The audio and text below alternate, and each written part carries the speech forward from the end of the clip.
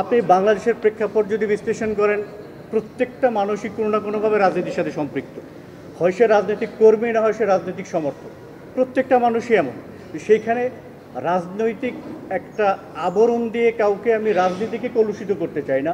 অপরাধীরা সাধারণত তাদের অপরাধ ঢাকার জন্য রাজনীতিকে আশ্রয় হিসেবে গ্রহণ করে। আমি কোনো রাজনীতিকে বা রাজনীতিবিদকে দোষারোপ করাটা আমার উদ্দেশ্য না, আমি সেটা করতে চাই না। অপরাধী শুধুমাত্র অপরাধী, সে ব্যক্তি অপরাধী, তার ব্যক্তি অপরাধের দায় আসলে রাজনীতি বহন করতে পারে না, সে যে দলের হোক, এটা আমাদের বিষয় না। আমরা চাই ব্যক্তিকে ধরতে, অপরাধীকে ধরতে। যদি সে রাজনৈতিক ব্যক্তিও হয়, তাকে আমরা ছাড় দেব না।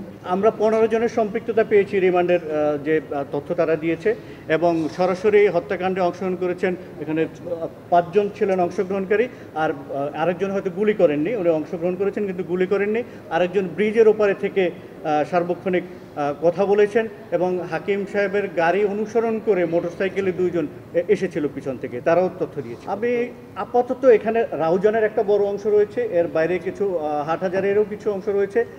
আমরা মোটামুটি যারা এই কিলিং মিশনে অংশগ্রহণকারী সবাইকে আমরা ধরতে সক্ষম হয়েছি। আমাদের যে 4টি, আপনি এখানে যে পিস্তলটি দেখছেন, এই যে 4টি পিস্তল দেখেছেন, বিদেশি পিস্তল, এবং আরেকটি হচ্ছে রিভলভার, এই সবগুলোই আমাদের তাদের কথোপকথনের মধ্যে তারা চলে এসেছে। এই অস্ত্রগুলো দিয়েই তারা এই হত্যাকাণ্ড সংগঠন করেছে। এবং এর বাইরে আমাদের 2টো শর্টগান ছিল, এই শর্টগানগুলো তাদের কাছে ছিল। এর একটা মজার বিষয় হচ্ছে এই গানগুলো সবসময় লোডেড থাকতো। ইভেন আমাদের যে এই একটি চায়না রাইফেল, যে এইটা পর্যন্ত কিন্তু লোডের অবস্থায় ছিল। আমরা যে উদ্ধার করেছি এটা লোডেড ছিল, এর মধ্যে অর্থাৎ 6 রাউন্ড গুলি ছিল এটার মধ্যে। তো এটা হচ্ছে তাদের একটা আমি বলবো সিগনেচার অ্যাসপেক্ট, যেটা আইনের ভাষায় বলা হয়। একটি প্রমাণিত হয়েছে আমরা শর্টগানটা পুলিশের কিনা, কারণ এটা একটু ব্যতিক্রম ধর্মী দেখা যায়। এই বাটটা আসলে একনালা বন্দুকের বাট কাস্টমাইজ করা কিনা, এটা আমরা একটু যেহেতু আজকেই ধরেছি কিছুক্ষণ আগে, আপনারা জানেন, আমরা একটু বিশ্লেষণ করে এটা আপনাদের আমরা দিতে পারছি। রাউজানে যতগুলো হত্যাকাণ্ড ঘটেছে, আপনার এই ধরে বলতে পারি, এই যে সর্বশেষ হাকিম হত্যাকাণ্ড ঘটনাস্থল কিন্তু রাউজানে না, কিন্তু আমরা রাউজানের হিসেবে ধরে নিয়েছি। এর বাইরে আমরা 7টি হচ্ছে আধিপত্য বিস্তার সংক্রান্ত হত্যাকাণ্ড, বাকি 9টি যে হত্যাকাণ্ড ঘটেছে এইটা সহ ধরেছি। বাকি 9টি হত্যাকাণ্ডের মধ্যে রয়েছে গরু চুরি করতে গিয়ে মৃত্যু, পরকীয়ার কারণে মৃত্যু, পানিতে ডুবে মৃত্যু, মদ পান করে পানিতে পড়ে মৃত্যু, এবং পারিবারিক দ্বন্দ্ব রয়েছে। তো এর মধ্যে আধিপত্য বিস্তারে রয়েছে 7টি। আলোচ্য বিষয় হচ্ছে আমরা পেপারে পত্রিকায় দেখি যে উদ্ধার করা হয়নি, গ্রেপ্তার করা হয়নি। প্রত্যেকটি ঘটনায় আধিপত্য বিস্তার সহ শুরু করে প্রত্যেকটি খুনের ঘটনায় আমাদের আসামি গ্রেপ্তার রয়েছে, 164 করা রয়েছে, এবং প্রত্যেকটিতে কিন্তু আমরা অনেক দূর তদন্তে এগিয়ে গিয়েছি।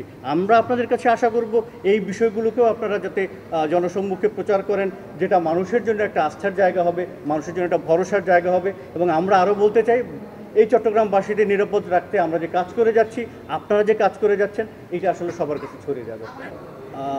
টেলিভিশন বা অন্যান্য খবরে দেখে থাকবেন, টার্গেট কিলিংগুলোর মধ্যে দেখবেন আমেরিকাতে যে টার্গেট কিলিং হয়, নিউ ইয়র্ক, ম্যাসাচুসেটস, এই বিভিন্ন যে জায়গা রয়েছে, এখানে টার্গেট কিলিংয়ের বিষয়গুলো আমেরিকান পুলিশ এত শক্তিশালী, তাদের যে এগুলো তথ্য প্রযুক্তি এত শক্তিশালী হওয়ার পরেও টার্গেট কিলিংগুলোর ক্ষেত্রে কিন্তু আমাদের কিছু করার থাকে না অনেক সময়।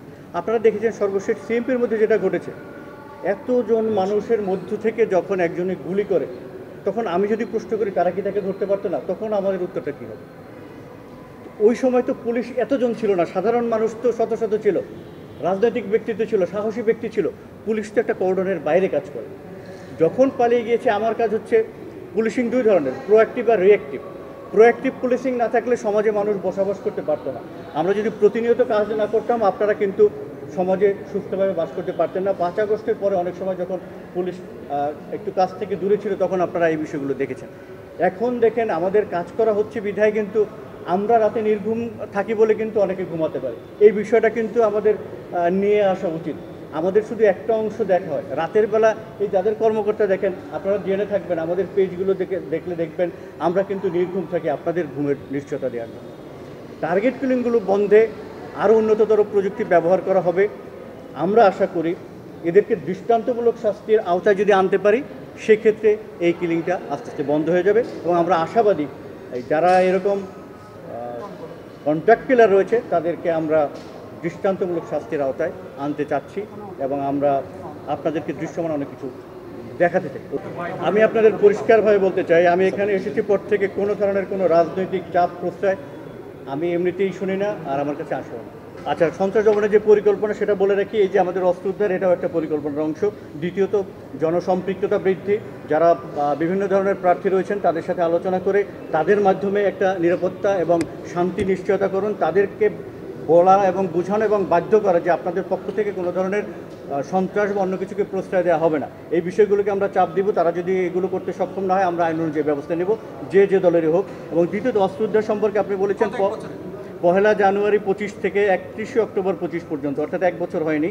আমি যে সময়কালেরটা এটা আমি বলছি, চট্টগ্রাম জেলায় আগ্নেয় অস্ত্র উদ্ধার হয়েছে 106টি, এগুলো ছাড়া 106টি, অন্যান্য অস্ত্র উদ্ধার হয়েছে 554টি, মোট অস্ত্র উদ্ধার হয়েছে 660, গুলি উদ্ধার হয়েছে 392 রাউন্ড, কার্তুজ উদ্ধার হয়েছে 178টি, মোট মামলা রুজু হয়েছে 88টি এবং গ্রেপ্তার করা হয়েছে 133 জনকে।